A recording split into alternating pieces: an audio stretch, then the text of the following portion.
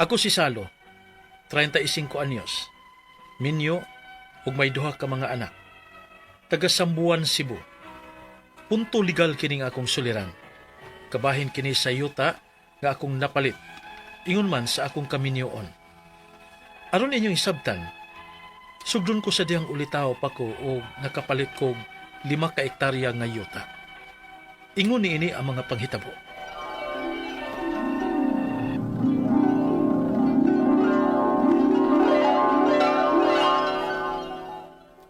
Bilib yun, Miss Papa ni mo dong. Kaysa kalinghod pas imong pangidaron, nakapalit ka yun og yuta nga 5 ka ektarya. Oh, mo gyud anak. Asawa na lang joy kuwang nimo. Sige lang pa. Mm.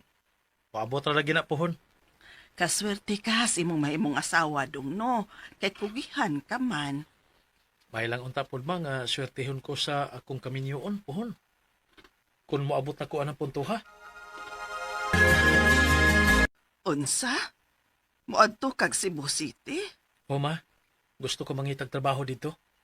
Uy, kano mangita pa man kanak? Uy, nga naamang kay uma.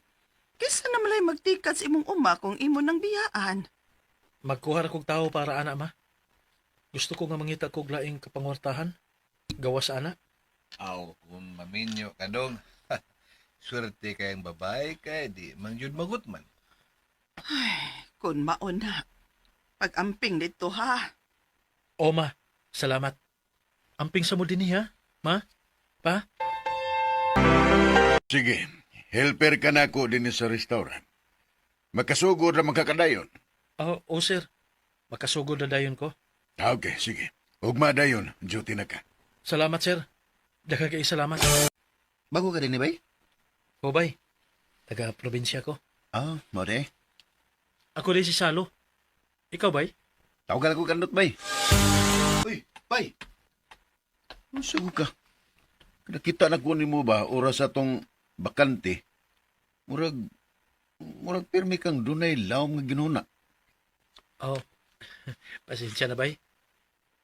Naghuna-huna lang ko kung unsa ka ano kung magnegosyo kog ako din he. Ha? Total, kay bawo naman ko unsa sa paghimog mga putahe. Paghiwag mga lamas. Unsa may negosyo nimo? Gusto unta ko nga magnegosyo ang gitawag nila pungko-pungko bay. Oo, bitaw bay. Nindot ang negosyo. Kay pangmasam ka na. Ang problema lang na kung asa ka napita mo pisto. Dinidong. Sakto ka ay ngutana ka dining dapita. Kay dining dapita, agianan gyud nig mga estudyante dinhi. Ug daghan sad og mga bahay dinhi. Daghan sad mo agi dinhi nga mga trabahante. Mao ba nang? Tiksan ako ang tag-iya dinhi dong ha. Akong ingnon nga moabang ka. Sige nang, palihog ko. Ma'am, dali mo, dali mo. Init pa kayo nga itong ginabot din he. Dali, dali. Hala ka nindot. Oh, di, ma'am. Dali pungko-pungko din Kilay mo ginabot kuya. 25, ma'am. Ang mukhaon ko kuya. Doon niya kapuso ha, palihog. Sige, ma'am. O, kamo din na. Mari ka na adlaw na gid ko ini din hida. Ikaw dong. Paborito gid kay nina kong pungko-pungko. Sakto di kayo nga dinhi ko magpwisto, ma'am. Ay hala. Manghipos na ka kuya. Na, baguhay pa kayo nahurot ang akong tinda, ma'am. Saya nga, wa ka makaabot. Ay, sige na lang uy. Napabitay ugma. Lain na lang ti kadaan, ma'am. Ingna lang kong pila ka buok. May pa. Sa di mong pangan kuya. Salo, ma'am. Ako ba day si Eva? Minya na ka kuya? Wa pa, ma'am, oy. So, pwede pa day ta? Ha? Pag-una, kusog kay ning magbugal-bugal si Eva nako. Hangtod nga nagkasuod ming duha. Dili na ako ikadinay nga dali ra gyud nga higugmaon si Eva. Tungod kay simple lang siya. Hangtod nga we-decide ko nga ako siyang panguyaban. Kaloy sa Ginoo, wala masag ko niya paantusa og dugay. Human sa duha ka tuig namong relasyon isip man nag-uyab, nagpakasal dayon mi. Unya, nagsabot nga adto na mapuyo sa ilang probinsya sa Asturias ug hangtod nga nakabaton mig duha ka mga anak. Ug unya, mopalit ko usa ka ektarya nga giyota day. Naman ko'y nakitaan. Oh, sige dong, may noon na. May tuod na da ka investment mapaghapon na, di ba? O lagi. Para sa pohon, dili magkalisod-lisod ang atong mga anak ba? Palanglit. Managko na sila. Sakto din ang imo dong. Maong swerte yun kay ko nimo, uy. Ingon man ang atong mga anak. Maswerte ko ninyo, day. Unsa? Mobalik ka syudad? Oo. Unta, day. Pero nga naman, naraman tay tao dito nga mo'y atong gisugog palihog sa atong negosyong pungko-pungko. Lamang ko kuhila nakit ang ganindot nga pwesto dito, day. Nga maayo para pangwarta. Mao ba? Mauntay akong plano. Weekdays mo ato kog Cebu. O niya, idi ka Biyernes, sa gabi o biyahe ko din paingon din sa ato. Oh, ikaw good. Kung unsay tan-aw nimo nga makaayo dong. Salamat kay day. Maayo kay nakabisita ka karon din hibay? Ako pa'y dili nga kadaasa ka mag-ablig negosyo. Suportam jud ko nimo. Salamat bay. Sa grabe ko gihanan nimo bay. Murag badato jud kini ba? Mas maayo nang i-grab ang opportunity bay. Unya palambuon. Bahala ginagbay lang. Basta kanunay. Business minded jud ka bay da. Pero mayo kay nisugot imong misis no? Nakasabot naman siya bay. Para naman sa din nila ang akong gibuhat. Day. Niyan ako, day. Ngit-ngit man. Asa man ka sila? Mangutan ako sa silingan, be. Basig na ibaw sila. Ay, wa na din hidong, uy. Gitaban ni mong asawa, kuyog ang imong mga anak. Unsa noy? Mao na lang misugat nako nga balita pag uli nako nga miduwa og laing team ang akong asawa ug gidapa gyud ang among mga anak. Unang pangutana. Bisan unsaon nako pugos ang akong asawa, pero dili na gid siya mobalik pa nako. Pero isip amahan sa mga bata, maghatod gid ko nila og grocery, ingon man financial support kada buwan. Mao ba gid ni gimando sa balaod? Ikaduhang pangutana. Mao'y gusto sa kong asawa nga ibaligya ang usa ka ektarya nga yuta ug tungaon kuno namo ang halin sa yuta. Mapugos ba ko niya sa pagbaligya adto? Ikatulong pangutana. Mao'y gusto sa kong asawa nga ibaligya sad nako ang 5 ka ektarya nga yuta nga kung buto na unaon. Sa ako nakapangan ang titulo og tax declaration adto. Makapanghilabot ba gyud siya nga napalit man to nako sa ulitaw pa ko? Ikaupat og katapusan. Pwede ba na ako makiha ang akong asawa sa iyang gibuhat nga pagkuyog sa laing lalaki? Unsa may pwedeng ikaso nako niya? Pwede ba sa ko maka-file og full custody para sa mga bata bisag below 7 years old pa sila?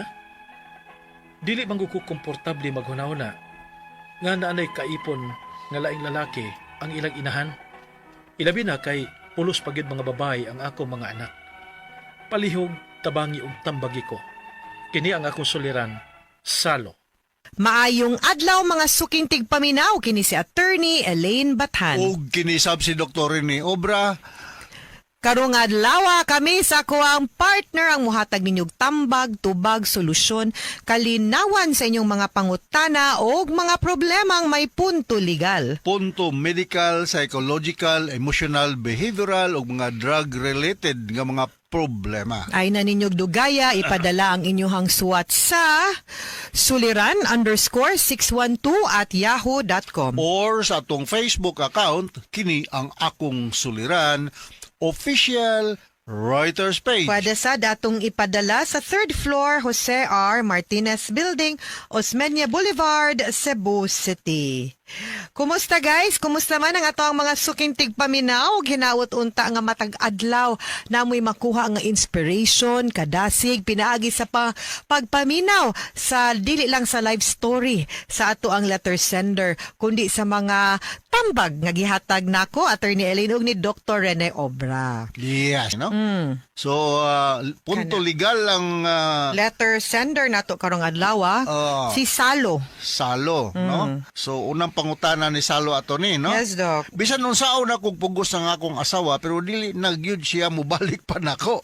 Pero isip amahan sa mga bata, maghatod gyud ko nila og grocery ingon man financial support kada buwan. Mao ba gyud ni gimando sa balaod? Yes. Maayo sa ni siya kay mo volunteer gyud hatod. Responsible husband and father. Oh, ang uban maglikay-likay magpalit og bugas. Basin pa malumo ang kasing-kasing sa imuhang asawa. Bitaw. Sir Salo, sa imuhang pagkugi nga magsige gapong kaghatod og suporta, ayuda ngadto sa imuhang mga anak, no? Of course, naka-benefit man pud imuhang asawa ana unsa kay nahitabuan ni nila nga nuwa naman mo nag-uyon, pero naamang gyud usay na anag yun nga panghitabo and sakto nang imuhang gibuhat nga nagpabilin ka nga amahan o nag-recognize sa imuhang obligasyon paghatag og support. And as I said before, ang kaning support dili ra gyud ni kabahin sa kwarta nga ihatag. Pwede gyud pod in goods or in kind, no? Nga kaning mga grocery. Di man na kinahanglan nga kwarta unless tuition fee aw kwarta na. Pero mga pagkaon, padala gyud og ikaw pod mismo ang mupalit mga diaper baron or mga gata sa mga bata kana. That is still support that is to be given ngadto si muhang mga bata. So mo gyud na pod and mo gyud na yung gimando sa balaod kay maski pagbuwag mo sa imuhang asawa nagpabilin man nga obligado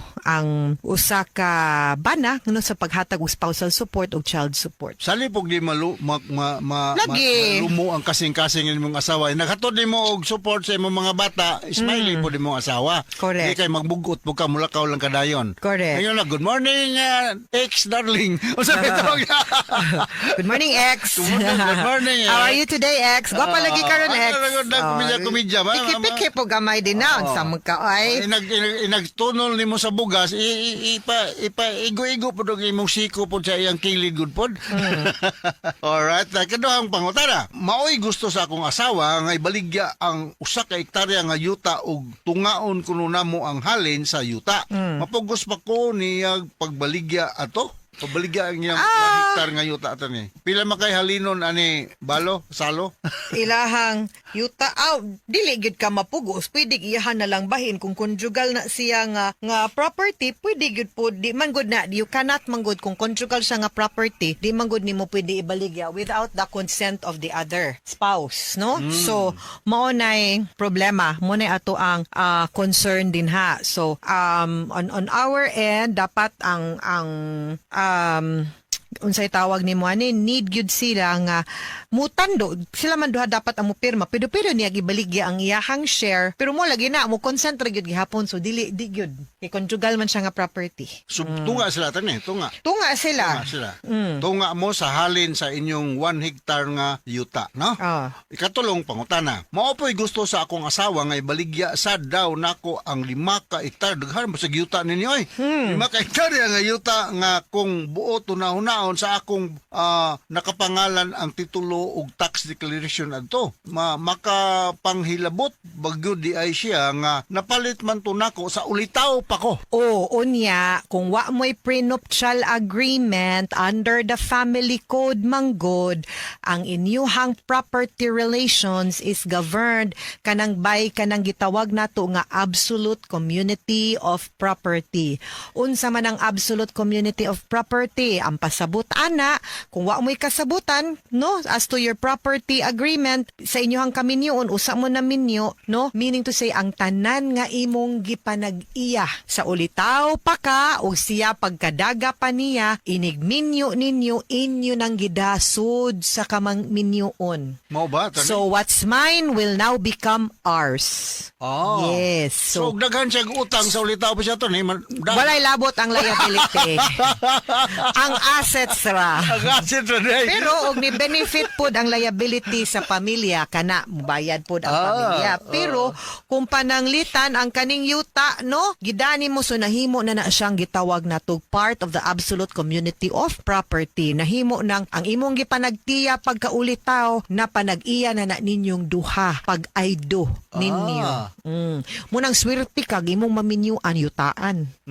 Pagkaulitaw o pagkadaga niya nya wa mo'y kasabutan or kanang prenuptial agreement, absolute community of property gyud na siya. So actually dili ka mapugos unya kanang mahog gyud nga naa sad say katungod to that extent, no? Na siya katungod. Yes. No? Kay gingon As attorney, wife. kung unsay imong mga asset, madana sa kaminyoon. Pero ingon ni attorney, kung unsay imong mga utang, di madana. Yes. Ikaw pa to katapos ang pangutana. Pwede ba nako makiha akong asawa sa iyang gibuhat nga pagkuyog sa laing lalaki? Oy, kuyog deglang lalaki nang dula dinig laing team day. Unsa may pwedeng ikaso nako niya? Pwede ba sad ko mo file og full custody para sa mga bata bisag below 7 years old pa sila? Dili man good ko komportable magunahon na nga naan nay Di kaipon. gihakaipon ang nga laing lalaki ang ilang inahan ilabi na kay pulos pag yun mga babae nga akong mga anak. Ang kaning paghatag yun nato og custody, no, this can be agreed by the spouses gyud unta unya, especially kung below 7 man gud ang priority sa custody sa mama. Unless for some mga prevailing na mga circumstances nga ma-analyze sa korte nga dili gani siya maayo nga adto sa mama, no? Then pwede gyud pud mag-granted to, pero umaabot na ganig city ang bata mahimo na gyud pud mo pili, or pwede gyud mo magsabot nga mag-join custody lang mo. Pila ka adlaw nimo, pila ka adlaw niya, Pasko ana nimo, New Year ana niya. You know, and it's better that way nga mapasabot ninyo, mag-sit down mo, no, nga di lang mo mag-away, di na mo kinahanglan mo adtog korte na para dili mo magkalalis ba kay ma-affected man gud pud ang bata. And you also respect also the choice of your children, no? Kay dili ra baya kamo ang naasuds kaminyoon aning apektado sa inyong pagbuwag. More importantly, no, ang mga bata baya ang apektado. So paminawa pud unsa pud ang ilahang gusto. Kay di man pud pwede nga anha ra gyud na nimo nya magdako pud silang way mama, di pud pwedeng way papa, wa kaila silahang papa. So balansihon gyud na ninyo, no? Mo bitaw na at the end of the day mo gina kung ingon dok nga ang magbuwag ba ang luoy ang mga bata. Mga loy ang mga bata, no? So ang child custody naman ni sa mong lecture sa classroom attorney, no? Will be given to the mother below 7 years old. But kung ang mother has some problem, physical and psychological incapacity siya, for example, ang korte mo decide kung asa man i-grant ang custody sa bata. Maybe to the father or to the next in kin, no? Correct. Correct. Mga sukintig paminaw, hinaut unta nga naamoy na kutlo na pagtulunan karong adlaw. Kini si Attorney Elaine Bathan. O kinisab si Dr. Rene Obra. Daghan kayong salamat